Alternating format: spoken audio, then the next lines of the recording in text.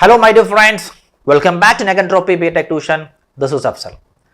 കഴിഞ്ഞ ക്ലാസ്സോടുകൂടി നമ്മൾ hydrostatic pressure forces on submerged planes എന്ന ടോപ്പിക് സക്സസ്ഫുള്ളി കംപ്ലീറ്റ് ചെയ്തിരിക്കുകയാണ്. ഇന്ന് നമ്മളൊരു ബ്രാൻഡ് ന്യൂ ടോപ്പിക് സ്റ്റാർട്ട് ചെയ്യാൻ പോവുകയാണ്. നിങ്ങൾക്ക് എല്ലാവർക്കും ഫെമിലിയർ ആയിട്ടുള്ള സ്കൂൾ കാലം മുതലേ പഠിക്കുന്ന ഒരു ടോപ്പിക്കാണ് ബോയൻസി എന്ന് പറഞ്ഞ ടോപ്പിക്. ഒരു പക്ഷേ നിങ്ങൾ സ്കൂളിൽ പഠിച്ചിട്ടുള്ളത് ആർക്കിമിഡീസ് പ്രിൻസിപ്പിൾ എന്നുള്ള ഒരു പ്രിൻസിപ്പിളൂടെ ആയിരിക്കും ഈ ടോപ്പിക്ക് പഠിച്ചിട്ടുള്ളത്. ഒരു കഥയൊക്കെ നമ്മൾ കേട്ട് പരിചയപ്പെട്ടിട്ടുണ്ടായിരിക്കും ഇല്ലേ? ആർക്കിമിഡീസ് എന്ന് പറഞ്ഞ സയൻറ്റിസ്റ്റ്, അദ്ദേഹം ബക്കറ്റിൽ നിന്ന് വെള്ളം കോരി, മഗ് ഉപയോഗിച്ച് വെള്ളം കോരി കുളിച്ചുകൊണ്ടിരിക്കുകയായിരുന്നു. എന്നിട്ട് ആ മഗ് എടുത്ത് ആ ബക്കറ്റിലേക്ക് എടുത്ത് എറിയുന്നതും ആ മഗ് ചെന്ന് ആ ബക്കറ്റിലേക്ക് വീഴുന്നതും കുറച്ച് വെള്ളം പുറത്തേക്ക് തെറിച്ചു പോകുന്ന അദ്ദേഹം കണ്ടു. അത് കണ്ട ഉടനെ അദ്ദേഹം യുറേക്ക എന്ന് പറഞ്ഞ് വിളിച്ചുകൊണ്ട് ഓടുന്നൊക്കെ ഒരു കഥ കേട്ടിട്ടുണ്ട്. ആ കഥയിൽ നിന്ന് ഡെവലപ്പായി വന്നൊരു ടോപ്പിക്കാണ് നമ്മുടെ ബോയൻസി എന്ന് പറയുന്ന ടോപ്പിക്. ഈ ടോപ്പിക്കിനെ പറ്റി കൂടുതൽ ആധികാരികമായി ഡീറ്റെയിൽ ആയിട്ട് പഠിക്കുന്ന ഒരു ക്ലാസ്സുകളാണ് ഇനി നമുക്ക് വരാൻ പോകുന്നതെല്ലാം. നമുക്ക് ആദ്യം എന്ത് ചെയ്യാം, ഈ പറയുന്ന ബോയൻസി ഇപ്പം ഇദ്ദേഹത്തിൻ്റെ കഥകളിലൂടെ ഞാൻ ഈ കാര്യം പറഞ്ഞിട്ടുണ്ട്. പക്ഷെ നമ്മളെല്ലാവരും കുഞ്ഞുനാളിൽ എക്സ്പീരിയൻസ് ആയിട്ടുള്ള ഒരു ഫിനോമിനാണ് ഈ ബോയൻസി എന്ന് പറയുന്ന ഫിനോമിനൻ. ഫോർ എക്സാമ്പിൾ ഒരു 10-30 വർഷം പിറകിലോട്ട് പോയിക്കാൻ എൻ്റെയൊക്കെ കുട്ടിക്കാലമായി. നമ്മുടെയൊക്കെ കുട്ടിക്കാലഘട്ടത്തിൽ ഒട്ടുമിക്ക എല്ലാ വീടുകളിലും കിണറുകളുണ്ടായിരുന്നു. കിണറിൽ നിന്ന് വെള്ളം കോരിയാണ് കൂടുതൽ നമ്മൾ ഉപയോഗിച്ചിരുന്നത്. ആ സമയത്ത് കിണറിലൊരു കയറും തൊട്ടിയും എല്ലാം കാണും ഇല്ലേ? എങ്ങനെ നമ്മൾ പണ്ട് കാലങ്ങളിൽ വെള്ളം കോരിയിരുന്നു, ഈ കയറും തൊട്ടിയും, ഈ തൊട്ടി നമ്മൾ എന്ത് ചെയ്യുന്ന നേരെ കിണറ്റിനകത്ത് ഇടുകയും ആ തൊട്ടി ഈ വെള്ളം കോരി ഈ കിണറ്റിനകത്തേക്ക് മുങ്ങിപ്പോവുകയും പിന്നീട് കയർ ഉപയോഗിച്ച് നമ്മൾ എന്ത് ചെയ്യുന്നു, ആ വെള്ളം കോരിയെടുക്കുന്നു. ഈ തൊട്ടി നേരെ കിണറ്റിൻ്റെ ഉള്ളിലേക്ക് ആഴങ്ങളിലേക്ക് പോയതിനു ശേഷം നമ്മൾ എന്ത് ചെയ്യുകയാണ്, കയർ ഉപയോഗിച്ച് ഇങ്ങനെ വലിച്ചെടുക്കുമ്പോൾ ഏതോ ഒരു അദൃശ്യ ശക്തി നമ്മളെ സഹായിക്കുന്നത് പോലെ ഫീൽ ചെയ്യും. കാരണം ഈ തൊട്ടിയിലുള്ള വെള്ളത്തിന് ഒട്ടും വെയിറ്റ് ഫീൽ ചെയ്യുന്നില്ല. വളരെ ഈസി ആയിട്ട് നമുക്ക് എന്ത് ചെയ്യാൻ പറ്റും, ആ വെള്ളം കോരിയെടുക്കാൻ പറ്റും. എപ്പോഴത്തെ കഥയാണ്? ഈ തൊട്ടി ഈ കിണറ്റിൻ്റെ അടിയിൽ കിടക്കുമ്പോഴുള്ള കഥ, കിണറ്റിൻ്റെ ഉള്ളിൽ കിടക്കുമ്പോഴുള്ള കഥയാണ്, വെള്ളത്തിനുള്ളിൽ കിടക്കുമ്പോഴുള്ള കഥയാണ്. പക്ഷെ വൺസ് ഈ തൊട്ടിയും വെള്ളവും കിണറിൻ്റെ ഫ്രീ സർഫസ് വെള്ളത്തിൽ നിന്ന് ജസ്റ്റ് മുകളിലേക്ക് വരുമ്പോൾ എന്ത് സംഭവിക്കുന്നു, ആ നമ്മളെ സഹായിക്കുന്ന അദൃശ്യ ശക്തി അദൃശ്യമായി പോവുകയും പിന്നീട് നമ്മൾ നല്ല എഫേർട്ട് എടുത്ത് ആ കയറിനെ പിടിച്ച് വലിച്ചാൽ മാത്രമേ എന്ത് ചെയ്യാൻ പറ്റത്തുള്ളൂ, വെള്ളം കോരി എടുക്കാൻ പറ്റത്തുള്ളൂ. ഈ അദൃശ്യ ശക്തിയെ വിളിക്കുന്ന പേരാണ് ബോയൻ ഫോഴ്സ് എന്ന് പറയുന്ന ഫോഴ്സ്, അല്ലെങ്കിൽ ഈ ഫിനോമിനെ വിളിക്കുന്ന പേരാണ് ബോയൻസി. ചുരുക്കി പറഞ്ഞാൽ വെള്ളത്തിനടിയിൽ ഒരു ബോഡി കടന്നു കഴിഞ്ഞാൽ ആ വെള്ളത്തിനടിയിലുള്ള ബോഡി നമ്മൾ ലിഫ്റ്റ് ചെയ്യാൻ ശ്രമിച്ചാൽ നമുക്കൊരു വെയിറ്റ് ലോസ് ഫീൽ ചെയ്യുകയും വളരെ ഈസി ആയിട്ട് വെള്ളത്തിനടിയിലുള്ള ആ ഹെവി വെയിറ്റ് ഉള്ള ബോഡി നമുക്ക് എന്ത് ചെയ്യാൻ പറ്റും, ലിഫ്റ്റ് ചെയ്ത് പൊങ്ങിക്കൊണ്ടുവരാൻ പറ്റും. പക്ഷേ വൺസ് ആ ഹെവി ബോഡി വെള്ളത്തിൻ്റെ ഫ്രീ സർഫസിൻ്റെ മുകളിലേക്ക് വന്നു കഴിഞ്ഞാൽ പിന്നെ നമ്മൾ എന്ത് ചെയ്യും, അവൻ്റെ ഒറിജിനൽ വെയിറ്റ് ഫീൽ ചെയ്യുകയും അവനെ പിന്നെ നമ്മൾ നല്ല എഫേർട്ട് കൊടുത്ത് ലിഫ്റ്റ് ചെയ്യേണ്ടി വരികയും ചെയ്യും. ഇതിനെ പറ്റിയാണ് നമ്മൾ ഇന്ന് പഠിക്കാൻ പോകുന്നത്. അപ്പോൾ നമുക്ക് എന്ത് ചെയ്യാം, ഈ വെള്ളത്തിനടിയിൽ നിന്നുകൊണ്ട് നമ്മളെ സഹായിക്കുന്ന അദൃശ്യ ശക്തി ആരാണെന്നും എങ്ങനെയാണ് നമ്മളെ സഹായിക്കുന്നതെന്നും നമുക്ക് എന്ത് ചെയ്യാം, ആദ്യം ഒന്ന് മനസ്സിലാക്കാം. അവൻ്റെ ഇക്വേഷൻസ് എന്താണ്, എങ്ങനെയാണ് ആ ഫോഴ്സുകൾ എക്സേർട്ട് ചെയ്യുന്നതൊക്കെ നമുക്കൊന്ന് പഠിക്കാം. വരൂ. So for that we're going to discuss about buoyancy. Buoyancy എന്ന് പറയുന്ന ഒരു ടോപ്പിക്കിനെ പറ്റിയാണ് നമ്മൾ എന്ത് ചെയ്യാൻ പോകുന്നത്, ഇന്ന് ഡിസ്കസ് ചെയ്യാൻ പോകുന്നത്. ഇവിടെ നമ്മൾ എന്ത് ചെയ്യുകയാണ്, നമ്മൾ മറ്റേ ഹൈഡ്രോസ്റ്റാറ്റിക് പ്രഷർ ഫോഴ്സസ് ഒക്കെ പഠിക്കുന്നത് പോലെ നമുക്ക് എന്ത് ചെയ്യണം, ഒരു ഫ്രീ സർഫസ് ഞാനിങ്ങനെ വരയ്ക്കുക. This is A free surface. Okay, free surface അറിയാമല്ലോ, ഇങ്ങനെയാണ് ഫ്രീ സർഫസിന് എന്ത് ചെയ്യുന്നത്, ഡിനോട്ട് ചെയ്യുന്നത്. തൽക്കാലം ഞാൻ എന്ത് ചെയ്യുകയാണ്, ഇപ്പോൾ വെള്ളത്തിനടിയിൽ കിടക്കുമ്പോഴാണ് നമുക്ക് എന്ത് ചെയ്യുന്നത്, ഒരു അദൃശ്യ ശക്തി നമ്മളെ സഹായിക്കുന്നതായിട്ട് ഫീൽ ചെയ്യുന്നത്. അപ്പം ഞാൻ എന്ത് ചെയ്യാൻ പോവുകയാണ്, ഏതോ ഒരു ഷേപ്പിലുള്ള ബോഡി ഞാൻ വെള്ളത്തിനടിയിലേക്ക് കംപ്ലീറ്റ്ലി സബ്മർജ്ഡ് ചെയ്ത് വെക്കാൻ പോവുകയാണ്. Let's say this is the body. Okay, ഇതൊരു പെർട്ടിക്കുലർ ഷേപ്പിലുള്ള ഒരു ബോഡിയാണ്, ഒരു ഇറഗുലർ ഷേപ്പ്. നമുക്ക് ഈ ഷേപ്പ് എന്ന് പറയുന്നത് നേരത്തെ പണ്ട് പഠിച്ച പോലെ റെക്ടാങ്കുലറോ ടാങ്കുലറോ ക്രോസ് സെക്ഷൻ മറ്റേ സർക്കുലറൊക്കെ എടുക്കാം. ഞാനിപ്പോൾ അതിനെല്ലാം മാറ്റിയിട്ട് എന്ത് ചെയ്യുന്നു, ഒരു ഇറഗുലർ ഷേപ്പ് എടുക്കുകയാണ്. ഈ ഇറഗുലർ ഷേപ്പ് വെള്ളത്തിനടിയിലേക്ക് എന്ത് ചെയ്യുകയാണ്, കംപ്ലീറ്റ്ലി സബ്മർജ്ഡ് ആയിട്ട് കിടക്കുകയാണ്. അങ്ങനെയാണെങ്കിൽ ഇതിൽ എക്സേർട്ട് ചെയ്യുന്ന ടോട്ടൽ, ഇവൻ വെള്ളത്തിനടിയിൽ പെർട്ടിക്കുലർ ഡെപ്തിലാണല്ലോ കിടക്കുന്നത്, ഇതിലെല്ലാം പ്രഷേഴ്സുകൾ എക്സേർട്ട് ചെയ്യും. ആ പ്രഷർ ഫോഴ്സ് കാരണം എന്തെങ്കിലും സംഭവിക്കുമെന്ന് നമുക്ക് എന്ത് ചെയ്യാം, നോക്കാം. അപ്പോൾ ഇതിങ്ങനെ വന്നു കഴിഞ്ഞാൽ ഇത് വളരെ ഡീറ്റെയിൽ ആയിട്ട് പഠിക്കണമെങ്കിൽ മൊത്തത്തിലുള്ള ഫുൾ ബോഡിയുടെ എടുത്താൽ നമുക്ക് എന്ത് ചെയ്യാൻ പറ്റത്തില്ല, പഠിക്കാൻ ബുദ്ധിമുട്ടായിരിക്കും. ആ ബുദ്ധിമുട്ട് ഒഴിവാക്കാൻ വേണ്ടി ഞാൻ എന്ത് ചെയ്യാൻ പോകുന്ന അറിയാമോ, ഞാനൊരു കുഞ്ഞൊരു എലമെൻ്റൽ സർഫസ് എടുക്കാൻ പോകുന്നു. ഇവിടെയാണ് എൻ്റെ എലമെൻറ്റ് വിചാരിക്കുക. ലെറ്റ്സ് സേ ഇവിടെ എൻ്റെ എലമെൻറ്റ് എടുക്കണം, ഒരു കുഞ്ഞ് ട്യൂബുലാർ എലമെൻറ്റ്. കണ്ടോ, ഒരു ചെറിയൊരു element. This is a very small element. ഇവൻ്റെ ക്രോസ് സെക്ഷണൽ ഏരിയ, ഇവിടെ ഒരു ക്രോസ് സെക്ഷണൽ ഏരിയ ഉണ്ട്, ഇവിടെ സെയിം ക്രോസ് സെക്ഷണൽ ഏരിയ. ഈ ക്രോസ് സെക്ഷണൽ ഏരിയ ഞാൻ എന്ത് വിളിച്ചോട്ടെ, DA എന്ന് വിളിച്ചു. Let it be DA is the cross sectional area. ശ്രദ്ധിച്ചിരുന്നാൽ മാത്രമേ നിങ്ങൾക്ക് കാര്യങ്ങൾ മനസ്സിലാവത്തുള്ളേ. നോക്കൂ, ഈ കാണുന്ന കുഞ്ഞ് എലമെൻ്റൽ ഒരു ടു എലമെൻറ്റ് എന്താണ് ട്യൂബ് ലൈക്ക് എലമെൻറ്റ് എടുത്തിട്ടുണ്ട്. ഈ എലമെൻറ്റിൻ്റെ അപ്പർ സൈഡ് എന്ന് പറഞ്ഞാൽ നോക്കുക, ഫ്രീ സർഫസിൽ നിന്ന് ഏകദേശം H1 ഹൈറ്റിലാണ് ആരുള്ളത്, ഈ കാണുന്ന അപ്പർ സർഫസ് ഉള്ളത്. അതേപോലെ തന്നെ ഈ കാണുന്ന ബോട്ടം സർഫസ് ഉള്ളത് ഫ്രീ സർഫസിൽ നിന്ന് H2 ഹൈറ്റിലാണ് വിചാരിക്കുക. ബോട്ടം സർഫസിൽ നിന്ന് H2 ഹൈറ്റ്.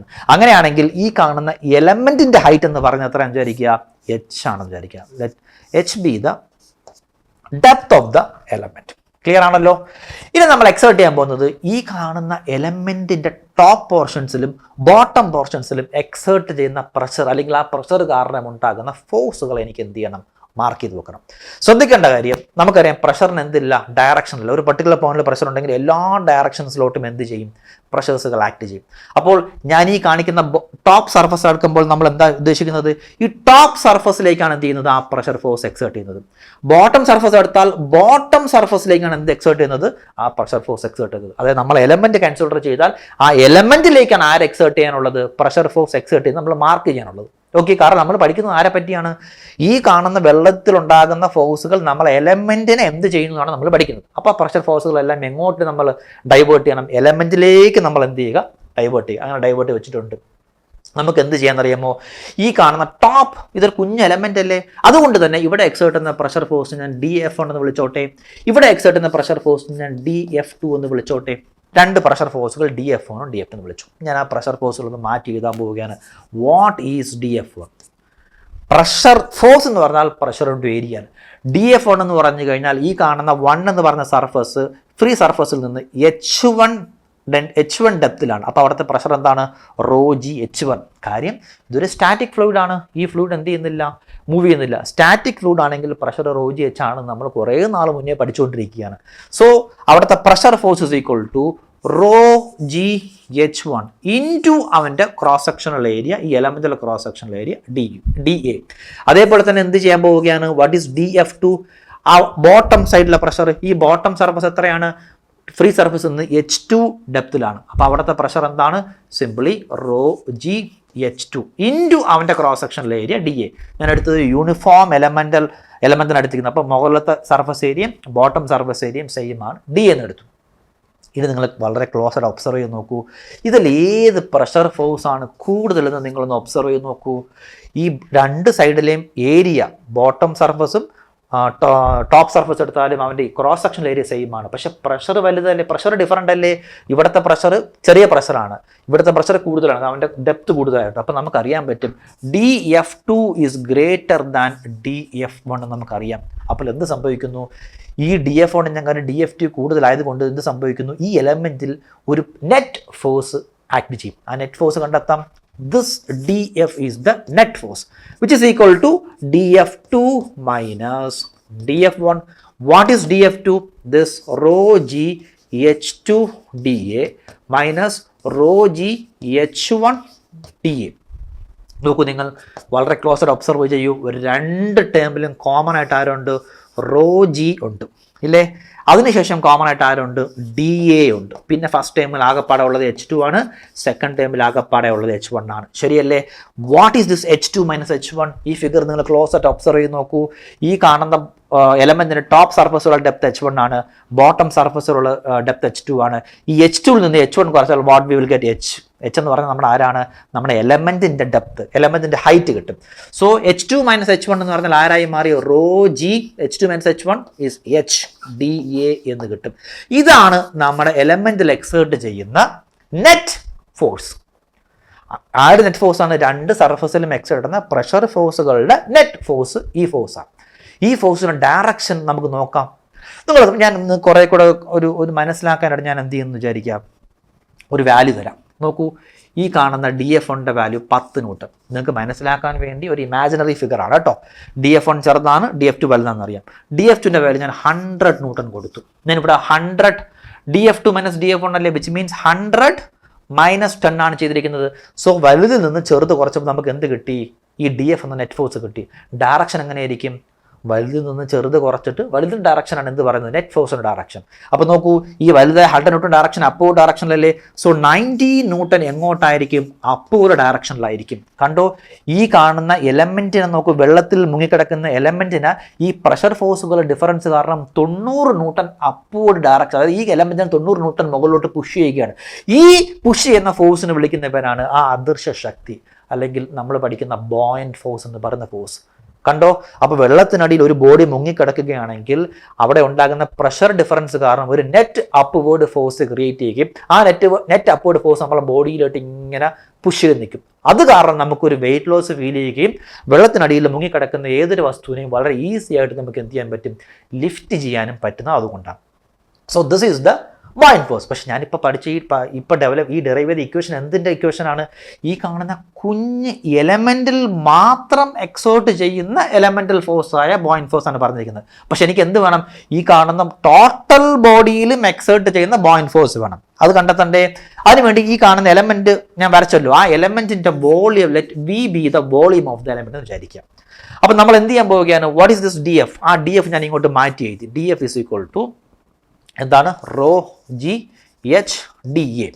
എനിക്ക് എന്താ വേണ്ടത്, ടോട്ടൽ അപ്വേർഡ് നെറ്റ് ഫോഴ്സ് കണ്ടെത്തണം. അപ്പോൾ നമ്മൾ എന്ത് ചെയ്യും, ഇൻ്റഗ്രേറ്റ് ചെയ്യുക. ആരെ ഇൻ്റഗ്രേറ്റ് ചെയ്യുക, ഈ ഡി എഫ് ഇൻ്റഗ്രേറ്റ് ചെയ്യുക. അതേപോലെ റൈറ്റ് സൈഡിലുള്ള ഈ കാണുന്ന റോ ജി എച്ച് ഡി എയും നിങ്ങൾ എന്ത് ചെയ്യുക, ഇൻ്റഗ്രേറ്റ് ചെയ്യുക. ഡി എഫ് ഇൻ്റഗ്രേറ്റ് എന്ത് കിട്ടും, ഈ എലമെൻറ്റ് ഇതേപോലത്തെ കുറേ എലമെൻറ്റ് ഇങ്ങനെ അടുക്കി വെച്ചാൽ ടോട്ടൽ ഫോഴ്സ് കിട്ടും. ആ ടോട്ടൽ ഫോഴ്സിന് തൽക്കാലം എഫ് എന്ന് വിളിച്ചോട്ടെ. So this is f. പക്ഷേ ഇവൻ കിടക്കുന്നത് എന്തിലാണ്, ഒരു വെള്ളത്തിനടിയിൽ മുങ്ങിക്കിടക്കുകയാണ്. ആ മുങ്ങിക്കിടക്കുന്ന വെള്ളത്തിന്റെ അല്ലെങ്കിൽ ലിക്വിഡിന്റെ ഡെൻസിറ്റി തൽക്കാലം റോ ആണെന്ന് വിചാരിക്കുക. അത് കോൺസ്റ്റന്റ് അല്ലേ, സോ റോ കോൺസ്റ്റന്റ് ആണ്. ജി പണ്ടേ കോൺസ്റ്റന്റ്. അപ്പൊ റോ ജി ഞാൻ എന്ത് ചെയ്തു, ഈ ഇന്റഗ്രലിനെ പുറത്തെടുത്തു. ഇപ്പോൾ ആര് മാത്രം ഇൻറ്റഗ്രേറ്റ് ചെയ്താൽ മതി, ഇന്റഗ്രൽ എച്ച് ഡി എ. ഒരു മിനിറ്റ്, അത് പറയുന്നതിന് മുന്നേ ഇന്റഗ്രൽ എച്ച് ഡി ആണ് എനിക്ക് എന്ത് ചെയ്യണം, ഇൻറ്റഗ്രേറ്റ് ചെയ്യാനുള്ളത്. നോക്കൂ നിങ്ങൾ, എച്ച് എന്ന് പറഞ്ഞാൽ ഈ കാണുന്ന എലമെന്റിന്റെ ഡെപ്താണ്, ഡി എ എന്ന് പറഞ്ഞാൽ ഈ എലമെന്റിന്റെ ക്രോസ് സെക്ഷണൽ ഏരിയ. ഇതൊരു യൂണിഫോം ക്രോസ് സെക്ഷണൽ ഏരിയ ഉള്ള ഒരു എലമെൻ്റ് ആണ്. അപ്പോൾ ഡി എ ഇൻറ്റു എച്ച് ചെയ്താൽ എന്ത് കിട്ടും, ഈ കുഞ്ഞ് എലമെൻറ്റിൻ്റെ വോളിയം കിട്ടത്തില്ലേ.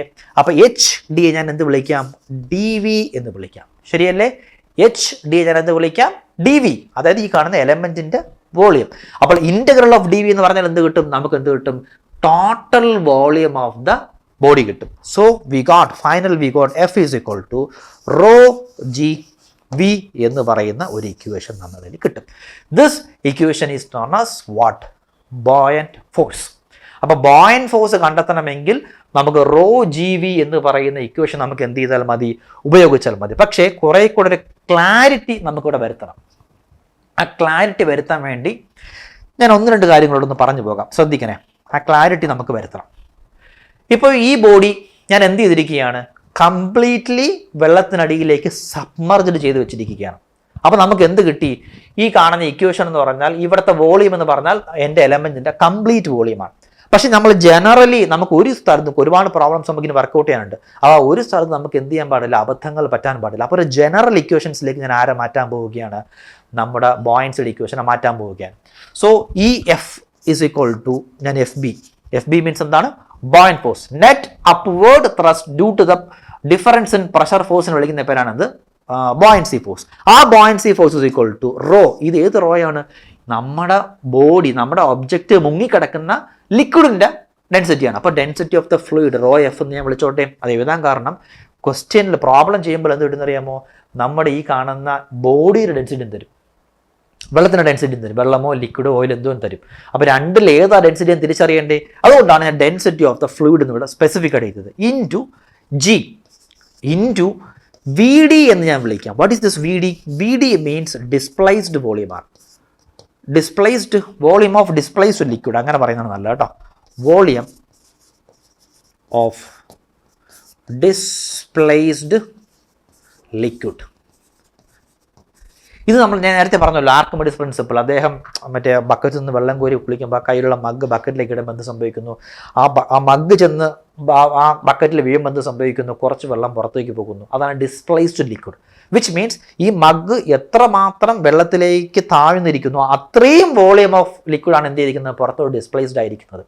അതുകൊണ്ടാണ് ജനറലി വിളിക്കുന്ന പേര് എന്താണ്, V D means volume of the displaced liquid. ഇങ്ങനെ പറയാൻ കാരണം എല്ലാ ബോയൻസിയുടെ പ്രോബ്ലത്തിലും നമ്മുടെ ഒബ്ജക്റ്റ്, നമ്മുടെ ബോഡി കംപ്ലീറ്റ്ലി സബ്മർജ്ഡ് ആകണമെന്ന് നിർബന്ധമില്ല. ഫോർ എക്സാമ്പിൾ ചില കേസുകളിൽ ഇങ്ങനെ വരാം. ഇതാണ് എൻ്റെ ഫ്രീ സർഫസ് എന്ന് വിചാരിക്കുക. Let's say this is my free surface. എൻ്റെ ഒബ്ജക്റ്റ് ഇങ്ങനെ ഫ്ലോട്ട് ചെയ്ത് നിൽക്കുകയാണ്. ഫ്ലോട്ട് ചെയ്ത് ഇങ്ങനെ നിൽക്കുകയാണെങ്കിൽ നോക്കൂ, ഇത്രയും പോർഷൻ മാത്രമേ എന്ത് ചെയ്യുന്നുള്ളൂ, വെള്ളത്തിനടിയിലേക്ക് സബ്മർജ്ഡ് ആയിട്ട് നിൽക്കുന്നുള്ളൂ. ഈ വോളിയത്തിനെ വിളിക്കുന്ന പേരാണ് volume of the displaced liquid. കാരണം എത്രമാത്രം വോളിയമാണ് വെള്ളത്തിനടിയിലേക്ക് പോകുന്നത്, അത്രയും ലിക്വിഡ് മാത്രമേ ഡിസ്പ്ലേസ്ഡ് ആകുന്നുള്ളൂ. So this is volume of the displaced liquid. ഈ കാണുന്ന എലമെന്റ്, ഈ കാണുന്ന ബോഡിയുടെ ടോട്ടൽ വോളിയം V ആണ്. അപ്പോൾ നമ്മൾ F = ρgV എന്ന് എഴുതി പോയാൽ ഒരു പക്ഷേ തെറ്റിപ്പോകാൻ സാധ്യതയുണ്ട്. എല്ലാ പ്രോബ്ലം കംപ്ലീറ്റ്ലി സബ്മർജ്ഡ് ആകണമെന്നില്ല. ഞാൻ ഈ പറയുന്ന നമ്മളെ ഫ്ലോട്ടിംഗ് ബോഡി ആകാം. അപ്പോൾ നിങ്ങൾ ജനറലി ഉപയോഗിക്കുമ്പോൾ density of the fluid into G into V D. V D means displaced liquid എന്ന് വിചാരിക്കാം. എത്രമാത്രം വോളിയമാണോ ഈ കാണുന്ന ഫ്രീ സർഫസിന് താഴേക്ക് പോകുന്നത് അല്ലെങ്കിൽ സബ്മർജ്ഡ് ആയിരിക്കണം, ആ സബ്മർജ്ഡ് വോളിയത്തിന് വിളിക്കുന്ന പേരാണ് വി ഡി. കാരണം എത്രമാത്രം വോളിയം സബ്മർജ്ഡ് ആകുന്നു അത്രയും ലിക്വിഡിന്, അത്രയും വോളിയം ഓഫ് ലിക്വിഡിന് മാത്രമേ നമുക്ക് എന്ത് ചെയ്യാൻ പറ്റൂ, ഡിസ്പ്ലേസ് ചെയ്യാൻ പറ്റൂ.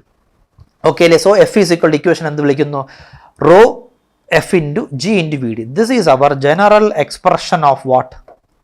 Buoyant force. അപ്പോൾ എല്ലായിടത്തും ഇനി നമ്മൾ എന്ത് ഉപയോഗിക്കണം, buoyant force എന്ന് പറഞ്ഞാൽ F = rho F into G into VD. പക്ഷെ ചില കേസുകൾ പറയും ഇതേപോലെ കംപ്ലീറ്റ്ലി സബ്മർജ്ഡ്. അപ്പോൾ if the body is completely submerged, എന്താണ്, ഇഫ്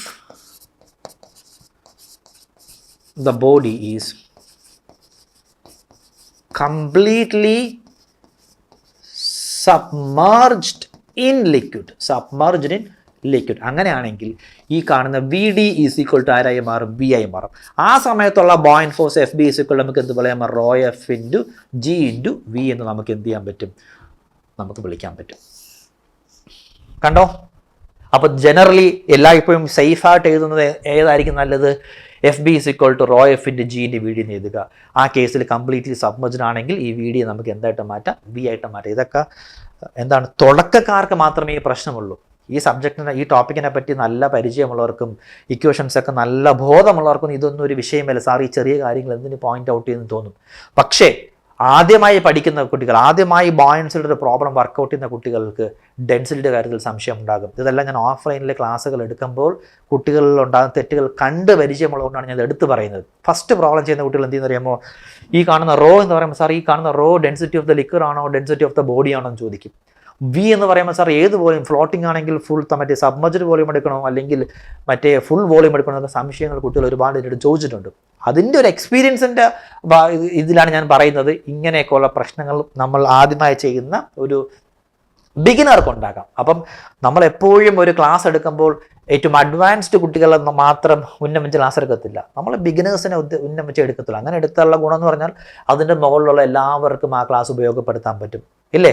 അപ്പോൾ ബിഗിനേഴ്സിനെ ഉദ്ദേശിച്ചായിരിക്കും എപ്പോഴും ക്ലാസ്സുകൾ മുമ്പോട്ട് പോകുന്നത്.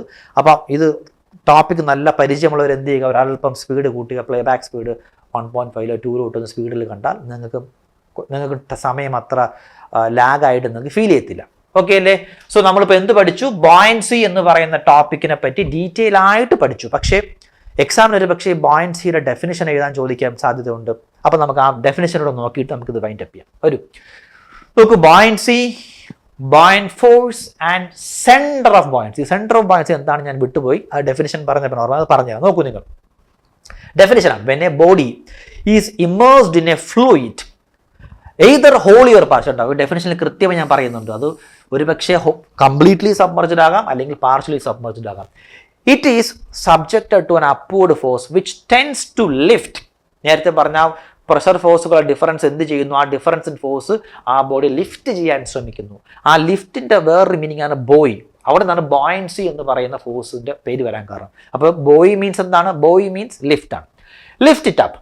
This tendency of an immersed body to be lifted up in the fluid. കണ്ടോ, നോക്കൂ, ഇൻ ദ ഫ്ലൂയിഡ്. ഈ കാണുന്ന ടെൻഡൻസി എപ്പോൾ മാത്രമേ ഉള്ളൂ, നമ്മുടെ ബോഡി വെള്ളത്തിനടിയിൽ നിൽക്കുമ്പോൾ മാത്രമേ ഉള്ളൂ. In the fluid due to an upward force opposite to the action of gravity.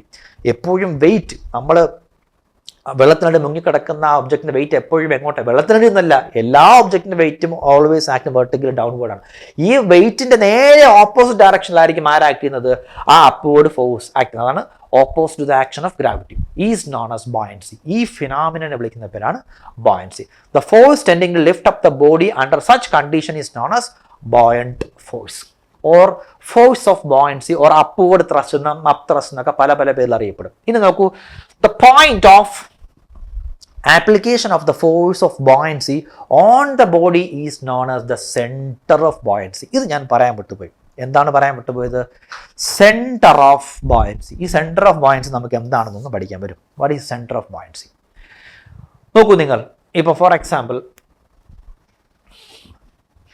Example നേരത്തെ വരച്ചിട്ടുള്ള ഇതാണ് നമ്മുടെ വെള്ളത്തിനടിയിൽ മുങ്ങിക്കിടക്കുന്ന എന്താണ് വിചാരിക്കുക, നമ്മുടെ ബോഡി എന്ന് വിചാരിക്കുക. ഈ ബോഡിക്ക് ഒരു സെൻറ്റർ ഓഫ് ഗ്രാവിറ്റി കാരണം let's say this is the centre of gravity. ഈ സെൻറ്റർ ഓഫ് ഗ്രാവിറ്റി ഞാൻ ജി എന്നാണ് നമ്മൾ മാർക്ക് ചെയ്യുന്നത്. സെൻറ്റർ ഓഫ് ഗ്രാവിറ്റിയിലായിരിക്കും എല്ലായ്പ്പോഴും ആക്ട് ചെയ്യുന്നത് ഈ കാണുന്ന വെയിറ്റ്. അല്ലെങ്കിൽ ഓരോ പോയിന്റിലും ഈ കാണുന്ന ബോഡിയെ ഓരോരോ പോയിന്റ് മാസം എടുത്താൽ എല്ലാ പോയിന്റിലും എന്ത് ചെയ്യും, ഈ കാണുന്ന കുഞ്ഞ് എലമെന്റൽ മാസിന്റെ വെയിറ്റ് താഴോട്ട് ആക്ട് ചെയ്യും. ശരിയല്ലേ? അതിൻ്റെ എല്ലാവരും റിസൾട്ടൻറ്റ് ഫോഴ്സ് ആണ് നമ്മൾ വെയിറ്റ് ആയിട്ട് എവിടെ കാണിക്കുന്നത്? സെൻറ്റർ ഓഫ് ഗ്രാവിറ്റിയിലൂടെയാണ് വെയിറ്റ് ആക്ട് നമ്മൾ കാണിക്കുന്നത്. എന്ന് പറയുന്നത് പോലെ തന്നെ എന്ത് ചെയ്യുന്നു, തൊട്ടു മുന്നേ എടുത്ത് എലമെൻറ്റിൻ്റെ ഈ കാണുന്ന എലമെൻറ്റിലൂടെ എക്സേർട്ട് ചെയ്യുന്ന പ്രഷർ ഫോഴ്സാണ് ഡി എഫ്. അതേപോലെ വേറെ എലമെൻ്റ് എടുക്കുമ്പോൾ അവിടെയും ഒരു എലമെൻ്റൽ ഫോഴ്സ്. അങ്ങനെ എല്ലാ സ്ഥലത്തും ഇതുപോലെ അപ്വേർഡ് എലമെൻ്റൽ ബോയൻസി ഫോഴ്സുകൾ ഇങ്ങനെ ആക്ട് ചെയ്യും. ആ എല്ലാ എലമെൻ്റൽ ഫോഴ്സുകളുടെയും ഒരു റിസൾട്ടൻറ്റ് ഫോഴ്സ് ഒരു സിംഗിൾ ഫോഴ്സായിട്ട് കാണിച്ചാൽ അവൻ ആക്ട് ചെയ്യുന്ന ആ പൊസിഷനെ വിളിക്കുന്ന പേരാണ് സെൻറ്റർ ഓഫ് ബോയൻസി. അപ്പോൾ ഫോർ എക്സാമ്പിൾ ഇതാണ് ആ പോയിന്റ്, സെൻറ്റർ ഓഫ് ബോയൻസി. ഞാൻ സെൻറ്റർ ഓഫ് ബോയൻസി നമ്മൾ എന്ത് ചെയ്യും, ബി എന്ന് റെപ്രസെൻറ്റ് ചെയ്യും. ഈ സെൻറ്റർ ഓഫ് ബോയൻസിൽ കൂടെ കുറേ ഇൻഡിവിജ്വൽ എലമെൻ്റൽ ഫോഴ്സുകളുടെ എല്ലാവരുടെ റിസൾട്ടൻ്റ് ആയിട്ട് ഒരൊറ്റ ഫോഴ്സ് ആയിട്ട് ആക്ട് ചെയ്യും. ആര്? Buoyant force. So this is our buoyancy, buoyant force which is acting through the centre of buoyancy. മനസ്സിലായില്ലേ? സിമ്പിളാണ്. വെയിറ്റ് സെൻറ്റർ ഓഫ് ഗ്രാവിറ്റിയിൽ ആക്ട് ചെയ്യുന്നത് പോലെ ബോയൻറ്റ് ഫോഴ്സ് ആക്ട് ചെയ്യുന്ന സ്ഥലത്തിന് വിളിക്കുന്ന പേരാണ് സെൻറ്റർ ഓഫ് ബോയൻസി. ഇനി ഈ സെൻറ്റർ ഓഫ് ബോയൻസി നമ്മൾ എങ്ങനെ ലൊക്കേറ്റ് ചെയ്യും? സെൻറ്റർ ഓഫ് ബോയൻസി നമ്മൾ എങ്ങനെ കണ്ടുപിടിക്കും? ഇല്ലേ?